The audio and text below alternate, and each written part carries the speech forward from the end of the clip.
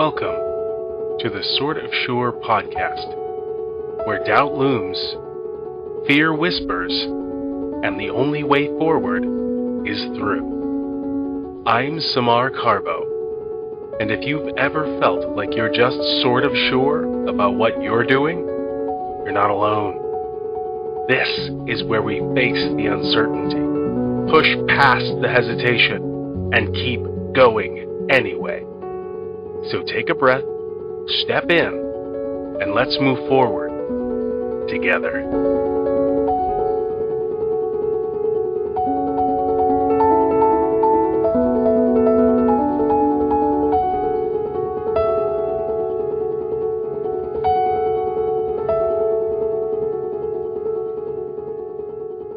Hello and welcome to the Sort of Sure podcast. As you may have heard in the beginning, my name is Samar Carbo. I am so excited to bring you this conversation with Ibarionex Perello. He is the host of the Candid Frame podcast and so many other things that I'm sure he'll tell you all about. This is a first for the Sort of Sure podcast. This is a 2-part episode, but don't worry, you're not going to have to wait long. The first episode is coming out today, Friday, and the second part is going to come out on Sunday. So I'm going to make sure these happen really closely together so you folks get the entire conversation. There are so many good nuggets that I just need you guys to hear so much more of it from the incomparable Mr. Perello. Before we get started, if you have a story of imposter syndrome or self-doubt, shoot me an email at sortofsurepod@gmail.com. I can't wait to hear from you. Let's have a listen. Well, my name is Ibarionex Perello. Thanks for having me on. I really appreciate it. Yeah, it is my distinct pleasure. I am a multi-hyphenated person, I guess, at this point. I'm a photographer, I'm a writer, I am a podcaster, a husband, and a dog owner. The priorities will shift depending on the day. But most people probably know me at this point because of the podcast, which I have been doing since 2006, which is The Candid Frame, where I've been interviewing photographers. I've lost count. I think it's 642 interviews, something like that, in the can or something. I only look at the number when I'm posting the next one. But I've interviewed hundreds of photographers. Some of them are like legends that many people have heard many times before.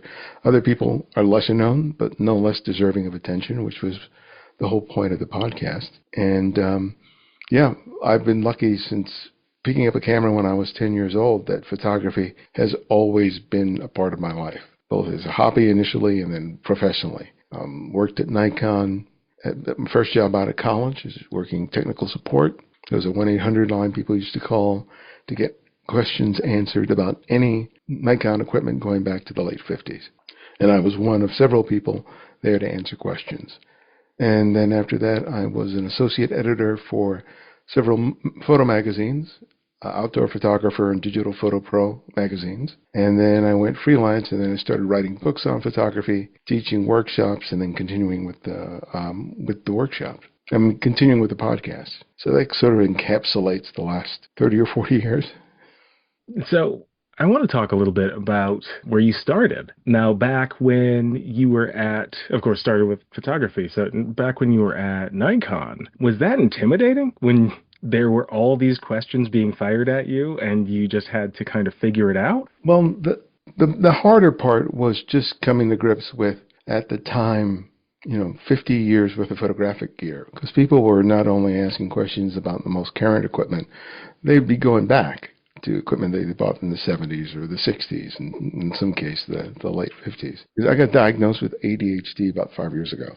So it was always a struggle to get things done and not make mistakes. Mm-hmm. The nature of just ADHD is that you're prone to making mistakes because of distraction and stuff like that. So when it came down to writing an article and trying to make it as error-free as possible, it really took a real concerted effort to do that. And sometimes it was issues not so much about the content, but sometimes it was just about grammar, sentence structure, the points, and sometimes the stress of that was was the most difficult part about it. I rarely had any problems with meeting deadlines. If you give me a hard deadline, okay, that's what I need. I can get it done. If you give me an open deadline, we got trouble. Yeah. But I would feel very anxious as I was writing something and my tendency was just to get it out, send it down the hall. But inevitably, it would get sent back to me because I didn't read it as carefully, and the person who was the copy editor, she did not like that.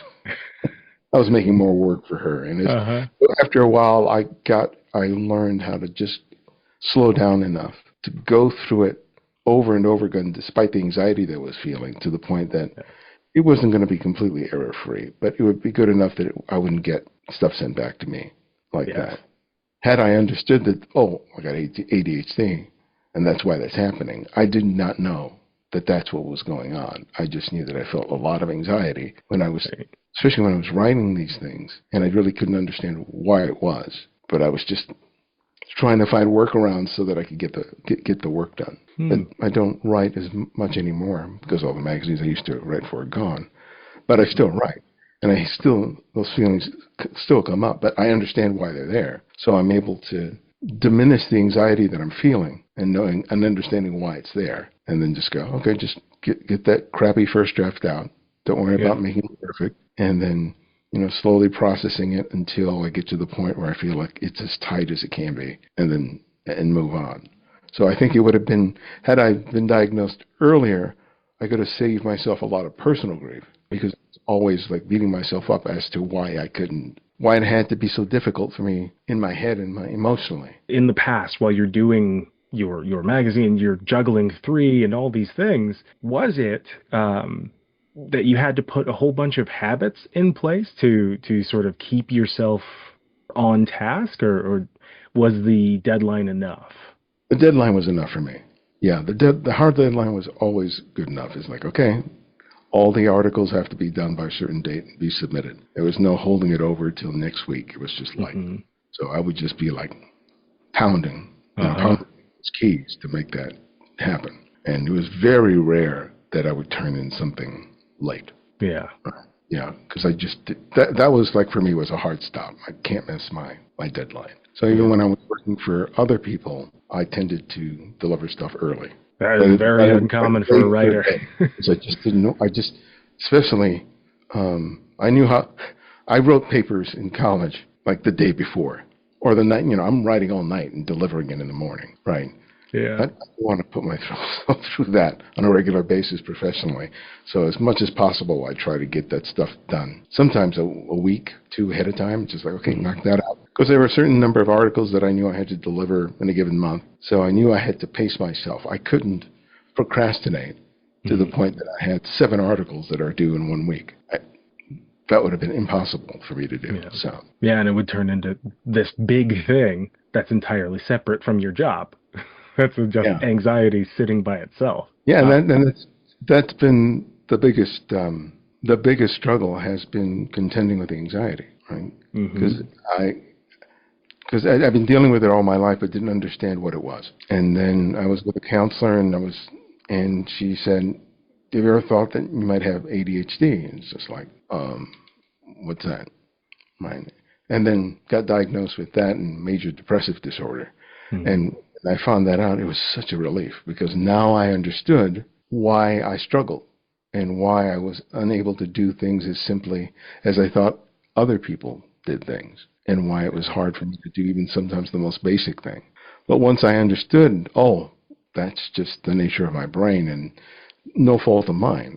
It's not that I'm a bad person or a stupid person or anything like that. It's just like, in some ways it's a hindrance, in other ways it is definitely a superpower at the same time. Yeah, because that hyper focus really gets you in line. Especially when I'm wielding a camera, man, I'm incredibly hyper focused, and I can really parse a scene to the smallest of details.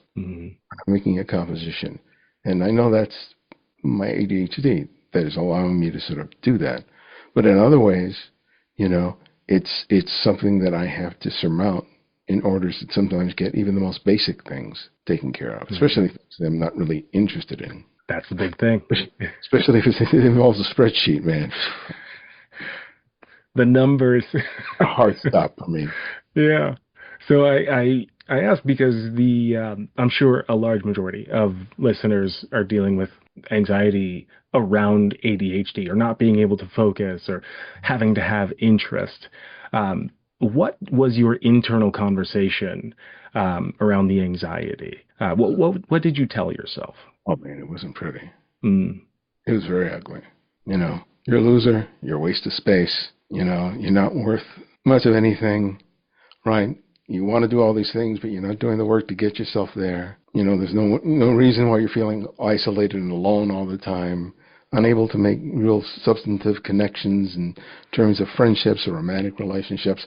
So it was like all these things that I felt a failure at were just reinforced on it. yeah. And you know, and I was always comparing myself to other people and seeing them being able to do those things, whether it was professionally or with their relationships or with their health or anything like that. And it's like, why can't I do that? And I would initially try and do something, but then inevitably I would stop following through, right? And then I would stop doing it. And it starts all over again. Yeah, and then being in that loop all the time, just fed my default of being hypercritical of myself, right? And because I was doing all this in isolation, I wasn't talking to anybody about it because I felt so much shame about it. Because I was always trying to hide the fact that I was struggling in this way. And the shame is huge for yes, people suffering with this. yeah, because you feel like, oh, if I admit it, it's going to get worse because all these people are going to be like, oh, yeah, you are stupid.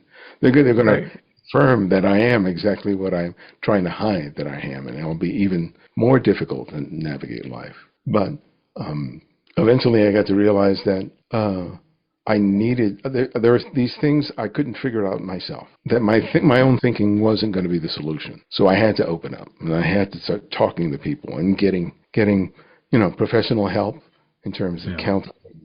Eventually, getting medication to sort of stabilize my brain, and also just being more open about struggling. If there were things that I needed help on and that I knew that I couldn't do myself, say, hey, I can't do this.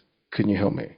Which was a big thing for me to do, because admitting help was admitting that I did not know how to do something. Yeah. And it's the hardest part of the 12-step programs, too. Oh, yeah. Admitting that you can't do it yourself. Right. And the ability to be able to get past that and go, there's no shame in asking for help and admitting that you don't know how to do something. Like we just talked about spreadsheets or numbers. Man, if there's anything that involves that, it's not going to be me who does it. You're right. Yeah. Because it's about me and numbers and the spreadsheet. I have tried, and I just go to people, including my wife, who loves spreadsheets. It's like, you do that. Oh, that's perfect. Yeah. There's a spreadsheet person everyone out there who's having a hard time with numbers. Yeah, because I'm one of those guys that has a spreadsheet and puts those numbers, and the sum is always different every time. Yes, like, that's me too. I keep going, and I'm driving myself nutty trying to figure out where did I make a mistake, starting over, still making it. And I was like, I was just putting myself through hell. And it's just like, it's not for me to do. I can find somebody else who can do this for me, who's willing to do this for me. And, who paying for them to do it is well worth it to me. Absolutely. Worth every penny. Yeah, absolutely. Get it off our plate. Here are the numbers, put it together, let me look at it. Okay, we're good. And I can move on to the things that I enjoy doing and that I find easy doing. Yes. And so you bring up the anxiety in your professional life, but do you think that's followed you into personal relationships as well? You brought up your wife and those sorts of things. Does it migrate everywhere, or did it stay kind of where you put it? Oh, yeah. It pervaded everything. The inability to, be open about my weaknesses, my fears, makes it impossible for me to be genuine with another human being. That is beautifully said. Yeah. So I had trouble with just friendships, and I was completely worthless when it came to a romantic relationship, just because I never learned what it means to be in a romantic relationship with someone. Right? It's like it's as simple as you like spending time with someone, and you want to do more of that. that's at its base is what it is. I did not understand that. If I got into a relationship, I was already concerned, but okay, when this person really finds out what I'm really like, they're going to leave. And so that Yes. concern about abandonment and insecurity just magnified itself. And of course, I self-sabotaged relationships. And then I was going, what happened? Yeah, and that is the crux. I mean, if people are listening to this podcast, they've heard part of this before because that's the crux of the imposter syndrome self-doubt thing. If they Mhm. really knew who I was, they would not think so highly of me. Right. And you'll be found out is another way to say it. And of course, everybody's wrong, but our brains can't tell us that. We live in here. But no one's sharing that. Everyone's going through it, but no one's sharing it because everybody's walking around with their own backpack of shame. Right? Right. And every single time we say it, we feel that much farther from perfect. And it's so much harder to get to that first step away from perfect because Yeah. no one thought we were perfect to begin with, but we want them to think that. Yes. Right. Oh, And man. I'd say over the last 15 years, I've gotten better about that to the point now I don't hesitate to admit that I struggle in that way. Oh, that's great. Because I don't have any shame about it. It's like I'm not doing anything wrong. I just have difficulty, doing some of those things, and I still feel it. Mhm. If someone's correcting me at something at work, I feel that feeling, right? Yeah. It But creeps right up. own me, but it's still there. Hmm. It's like, okay, I know you're there, but I listen to what they're saying, what they recommend for me to do something to improve, and I go, okay. And then I do it, and then I kind of let it go. Where Oh, before, that would have ruined me for days. right. Just ruminating, just over and Yeah. over, thinking, how can I do that? They must think I'm an idiot. They must think, oh, Right. God, if I make that mistake again, which I inevitably do, it's like, oh, God, I did it again. And then just, I'm going to make mistakes. That's just part and parcel of being human. And all I have to do is like own up to it, acknowledge it, and then make whatever change is suggested or recommended in order to, make it less likely to happen again.